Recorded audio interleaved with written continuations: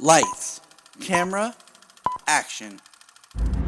Good morning, and welcome to Tyler's Requel pitch in the car. Now, this won't be that long of one because I've been cooking on this one a little off and on, but I've had it in the background. And because today is the 6th of June, which is 6/6/24, and if you go by the number 23 logic, you add 2 and 4, it makes 6. The date is 666. Oh no! No, I'm just joking. So I thought a fun horror pitch might be fun today.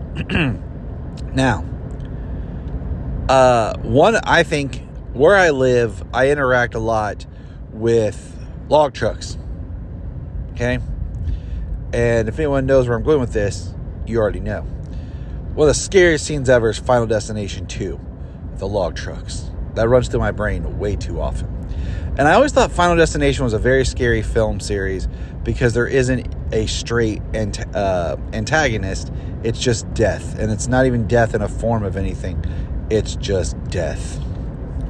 And recently, they announced that they will be doing a new Final Destination film. And I've had this kind of idea in the bag for a while, but I thought I would share this. So the tagline I thought would always be interesting.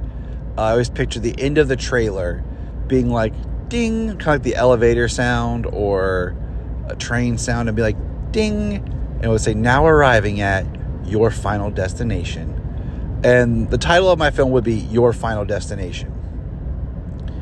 What I would do in this film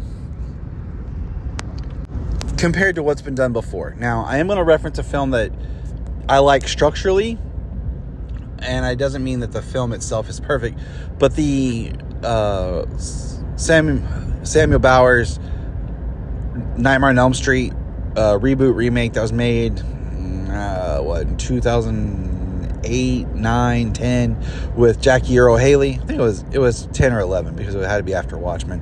But anyways, what I liked about that film is it starts out, you have a situation and you meet a character, that character dies, and then you follow another character and that character dies. And one of the issues with the Final Destination films is we've always kind of known who our main protagonist is. So my pitch is we'll use a train, because we haven't done trains yet, for the big disaster. And my pitch is the death calamity situation that is kind of intercut little snippets with the opening credits. And we're met with different characters, and we see how they interact. And there's friends, but then there's a couple characters that aren't part of the friend group or whatever that get involved through machinations. And we start following a character. And we think by Final Destination logic, this is our character. And we're following this person, and then boom, they die. And the idea is we don't know the order of the death. The majority of people that were involved are strangers. There's, like I said, a couple of friends, just so we have character interaction. But then they have to find out the other people that were involved, and we don't know the death order. We don't know who had the vision, and we're moving around, and we're getting through it. And I want to change it up a little bit, that the person who has the vision does die, but it's somebody else in the group that lives and has the kind of idea of how to cheat death. And I think making it a mystery and breaking kind of the rules of what Final Destination has established before would be fun. So we don't really know who our main protagonist is, and that would allow us some jumps, some scares, some surprises, because that is always the most interesting part. And if you had a really solid director who can feed that tension of always having scenes of danger in every shot and really reflect real life, in the sense that a lot of times there is danger all around us, but we are so comfortable and used to it that we don't think about it. But when you're in the sense as the audience, knowing that this film is based on death and that death can come from anywhere, your tension is high. I think back to, like I said, the log truck in Final Destination 2, the car accident, I think it was 4, because the latter number 4, I don't really remember once. I felt like it was a little too over the top.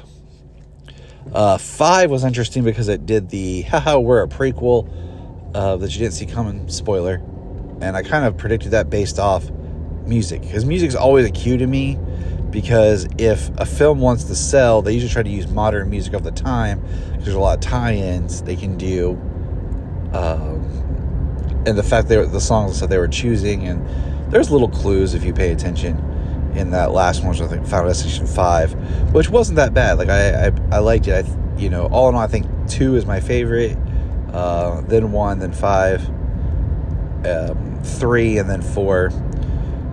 3 had that DVD trend of alternate cuts, alternate endings, interactions, and stuff like that. But I think the fun that can be had with Final Destination is really mixing it up and the surprises. So that's my pitch. Like I said, it's not fully formed as far as all the twists and turns as some of my other pitches, but I think the idea is there, the seed idea of what can make an interesting Final Destination film. Let me know in the comments. Let me know what you think. If you have an idea, if you like Final Destination, what's your favorite one? And enjoy your June 6th.